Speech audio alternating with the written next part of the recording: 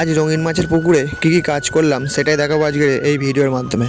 বন্ধুরা, বিগত কয়েকদিনের ন্যায় আজকেরও বেশ সকাল থেকে রোদ উঠে আছে, তাই আমি সকালবেলায় পুকুরে চলে এসেছি।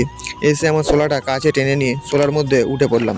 পুকুরে নেমে পড়েছি বন্ধুরা। এবারে যাব একটা ছোট নেটের কাছে, যেখানে আগামীকাল আমি আমার হাত নেট আর গামলিটা রেখে দিয়ে গিয়েছিলাম। তো ওদিকে নেট দেখালাম, সেখানে সব পাতা পড়ে ঝুলে গেছে। তারপরে আমি নেট আর গামলিটা তুলে নিয়ে আমার শোলার মধ্যে রেখে চলে এলাম সেই নেটটার কাছে, যে নেটটা আজকের তুলে পরিষ্কার করব। তো বন্ধুরা, এই নেটটা আমি তুলে নিয়ে চলে এসেছি এক কোণের মধ্যে। এর মধ্যে অনেক ছোট বড় মাছ আছে। আস্তে আস্তে আমি আমার হাত নেট দিয়ে সব মাছগুলোকে তুলে নিয়ে গামলির মধ্যে রাখবো। বন্ধুরা, এর মধ্যে প্রচুর নোংরা আছে, তাই গামলির মধ্যে নেটটা রেখে দেওয়ার পরে অল্প অল্প করে নোংরাগুলো আমি বাছতে আরম্ভ করলাম। রঙিন মাছের নেট মানে সেই নেটে নোংরা হবেই। আর আমরা যে প্রত্যেকদিন নেটে পরিষ্কার করি, তার জন্য আমাদের অনেকটাই সময় লাগে। আপনারা হয়তো ফোনে ভিডিও দেখে ভাবছেন যে এই নেট টেনে তুলে নিল, নেট পরিষ্কার করা হয়ে গেল, কিন্তু না, নেটের মধ্যে নোংরা, ঝাঁঝি, তারপরে এতটা জল চাগিয়ে সেই জলটাকে বার করে তবেই নেট পরিষ্কার করতে হয়। তো যাই হোক, প্রথমবারে আমি সব মাছগুলো তুলে নেওয়ার পরে দ্বিতীয়বার আবার আমার হাত নেটটা দিয়ে আরেকবার মাছ তুলে নিলাম। এরকমভাবে আমি এক এক করে সব মাছগুলো গামলির মধ্যে তুলে নেওয়ার পরে নেটটাতে ইঁটগুলো দিয়ে নেটটা আবার ডুবিয়ে দিলাম।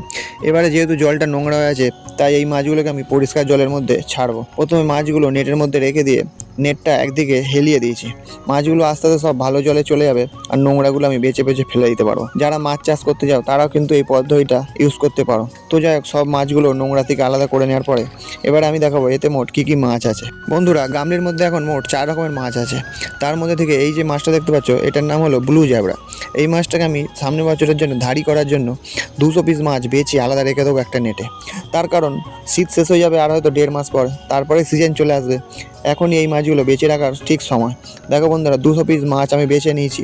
এবার এই মাছগুলো আমি একটা ভালো নেটে রেখে দেবো। যেহেতু এখন শীতের সময়, সিজন শেষের দিকে, তাই মাছ আমার কাছে খুবই কম আছে, তাই যতটা পারছি আমাদের দেখাচ্ছি। তারপরে ব্লু জ্যাবরাটা নিয়ে একটা ভালো নেটের মধ্যে ছেড়ে দিলাম। এবারে গামলির মধ্যে যে মাছগুলো আছে বন্ধুরা, তার মধ্যে থেকে কিছু ছাঁট মলি আছে, সেইগুলো বেছে নেবো আমরা। এই মাছগুলো পরে বিক্রি করে দিতে পারবো। তার কারণ এর মধ্যে যে কালো ল্যাকটেল মলিগুলো আছে, সেই মলিগুলোর সাথে এই ছাঁট মলিগুলো থাকলে তাহলে ক্রসবিট হয়ে মাছটা পুরোটাই ছাঁট হয়ে যেতে পারে। তো সব ছাঁট মলিগুলো বেছে নেওয়ার পর এবারে দেখাচ্ছি এই যে মাছটা তোমরা দেখো, এই মাছটার নাম হলো পপ মলি। এটা ল্যাকটেল পপ মলি। দেখো দুটো লেজ পেছনের খুব বড় বড় হয়ে আছে। তারপরে এই মাছটা যে দেখতে পাচ্ছ, এটার নাম হলো কালো গোলপিস বা ক্যালিগো মাছ। এর কিন্তু চোখ দুটো উঁচু হয়ে আছে। তারপরে এই যে মাছটা দেখাচ্ছি, এই মাছটার নাম হলো কালো ল্যাকটেল মলি। এর পেছনে লেজ দুটো দেখো কিন্তু কি বড় বড়। এবারে যে মাছটা দেখাবো, এই মাছটার নাম হলো ডগ গোরামি। এই মাছটার মেল কিন্তু পুরো খলসি মাছ মতো দেখতে হয়। আর এই যে মাছটা তোমরা দেখতে পাচ্ছ, এই মাছটার নাম হলো লিলি। এই মাছটার বর্তমান সময়ে বাজার দর খুবই ভালো। আর এই মাছটা হলো লিলি মাছের ফিমেল। এই মাছটা অল্প অল্প লোড আছে, গরম পড়লে এরা কিন্তু সব ডিম দেওয়া আরম্ভ করবে। সেই সব প্রসেস কিন্তু আমি আপনাদের ভিডিওর মাধ্যমে দেখাবো। তো বন্ধুরা, এরকমভাবে সব মাছ বেছে নেওয়ার পরে মাছগুলো এবার আমি নেটের মধ্যে ছেড়ে দেবো। তো বন্ধুরা, আজকের ভিডিও এই পর্যন্তই। আবার দেখা হবে আগামীকাল অন্য কোনো ভিডিও নিয়ে। আর ভিডিওটি ভালো লাগে